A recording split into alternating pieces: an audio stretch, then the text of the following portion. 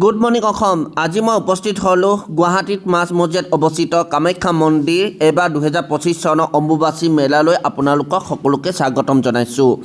এয়া মই এতিয়া উপস্থিত হ'লোঁ কামাখ্যা মন্দিৰৰ মুখ্য দুৱাৰৰ পৰা আৰম্ভ কৰি কামাখ্যা মন্দিৰলৈ, শক্তিপীঠ কামাখ্যা মন্দিৰলৈ, অম্বুবাচী মেলালৈ আপোনালোকক সকলোকে শুভেচ্ছা জ্ঞাপন কৰিছোঁ। 2025 চনৰ অম্বুবাচী মেলালৈ এবাৰ 8 লাখ 9 লাখ ভক্ত আগমন হোৱা দেখা পোৱা গৈছে। পূব, পশ্চিম, উত্তৰ, দক্ষিণ ভাৰতৰ সকলো ঠাইৰ পৰা, তীৰ্থস্থানৰ পৰা সাধুসকল আহিছে, নাগা বাবাসকল আহিছে আৰু পূজাৰীসকলো এই অম্বুবাচী মেলাত উপস্থিত হোৱা দেখা পোৱা গৈছে।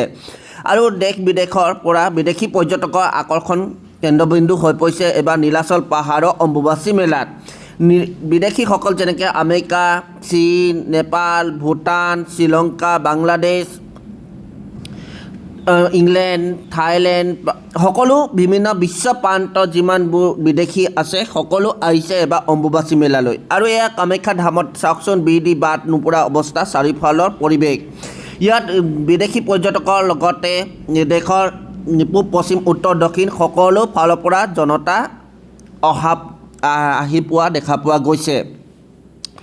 ঠিক তেনেকৈ তামিলনাডুৰ পৰা আহিছে, অন্ধ্ৰপ্ৰদেশৰ পৰা আহিছে, কেৰেলাৰ পৰা আহিছে, উত্তৰাখণ্ডৰ পৰা আহিছে, দিল্লীৰ পৰা আহিছে, মুম্বাইৰ পৰা, মহাৰাষ্ট্ৰৰ পৰা আহিছে, পুনেৰ পৰা আহিছে, গুজৰাটৰ পৰা আহিছে, ঠিক তেনেকৈ জম্মু কাশ্মীৰৰ পৰা আহিছে আৰু পশ্চিমবংগৰ ফালৰ পৰাও আহিছে আৰু উৰিষ্যাৰ ফালৰ পৰা আহিছে। আৰু এয়া সন্মুখত আপোনালোকক দেখুৱাইছে নাগা বাবা, এওঁলোক আহিছে মহাৰাষ্ট্ৰ, পুনেৰ পৰা আহিছে আৰু কিছুমান আহিছে তামিলনাডু, তিৰুপুৰমৰ পৰা আহিছে, মীনাক্ষী মন্দিৰৰ পৰাও আহিছে। আৰু তেওঁলোকে চাওকচোন, দিনে ৰাতিয়ে অকল এটাই তেওঁলোকৰ মন্ত্ৰ, সেয়া হৈছে শক্তি আহৰণ কৰা। যি অম্বুবাচী মেলাত যি মা কামাখ্যা যি শক্তি, সেই শক্তি তেওঁলোকে আয়ত্ত কৰিবলৈ দিনে ৰাতিয়ে তপস্যা কৰিছে। কিছুমান থিয় হৈ তপস্যা কৰিছে, কিছুমান শুই লৈ তপস্যা কৰিছে, কিছুমান হাতখন পাৰি তপস্যা কৰিছে। নানা ধৰণৰ তেওঁলোকে তপস্যা কৰা দেখা পোৱা গৈছে। কিছুমানে কাপোৰ বা বস্ত্ৰ পৰিধান নকৰাকৈ তপস্যা কৰিছে আৰু সেইসকল হৈছে নাগা বাবা। আৰু এই নাগা বাবাসকল বহুত পাহাৰৰ কৈলাশ পৰ্বতৰ পৰা আহিছে, কিছুমান নেপালৰ পৰা আহিছে, কিছুমান ভূটানৰ তিব্বতৰ পৰা আহিছে, সকলো ধৰণৰ নাগা বাবা ইয়াত দেখা পোৱা গৈছে। আৰু বিদেশী পৰ্যটকৰ এবাৰ 2025 চনৰ অম্বুবাচী মেলাত আহি বিশেষ আকৰ্ষণ কেন্দ্ৰবিন্দু হৈ পৰিছে। তেওঁলোকেও তপস্যা আহৰণ কৰিবলৈ দিনে ৰাতিয়ে কষ্ট কৰিছে।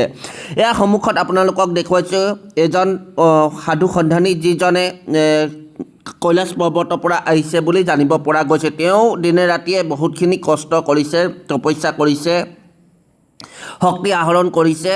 শক্তি আহৰণ কৰিবৰ কাৰণে দিনে ৰাতিয়ে তেওঁলোকে এটাই মাথো পূজা অৰ্চনা কৰা দেখা পোৱা গৈছে। আৰু এয়া আপোনালোকক দেখুৱাইছে বহুত ভক্ত আহিছে, সাধু কমেও এবাৰ 200, 300, 400, 500 বা 1000, 2000, 5000 মান সাধু সকলো উপস্থিত হোৱা দেখা পোৱা গৈছে। আৰু এয়া নাগা বাবা আপোনালোকক দেখুৱাইছোঁ, একো বস্ত্ৰ পৰিধান নকৰাকৈ তেওঁ দিনে ৰাতিয়ে পূজা অৰ্চনা কৰিছে। আৰু তেওঁলোকৰ ওচৰত শক্তি আহৰণ কৰিবৰ কাৰণে দিনে ৰাতিয়ে যি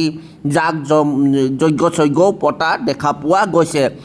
আৰু 2025 চনৰ অম্বুবাচী মেলাত অসম চৰকাৰে বিশেষ সুবিধা প্ৰদান কৰিছে। সেয়া হৈছে তেওঁলোকক শিবিৰ স্থাপন কৰি দিছে, লগতে তেওঁলোকক খাদ্য গ্ৰহণ কৰিছে, বিশুদ্ধ খোৱা পানী যোগান ধৰিছে বা এনেকুৱা ধৰণৰ। আৰু এয়া আপোনালোকক দেখুৱাইছোঁ মা কামাখ্যা চাৰিওফালৰ দৃশ্য, অম্বুবাচী মেলা চাৰিওফালৰ দৃশ্য, চাওক কি সুন্দৰ মনোৰঞ্জন।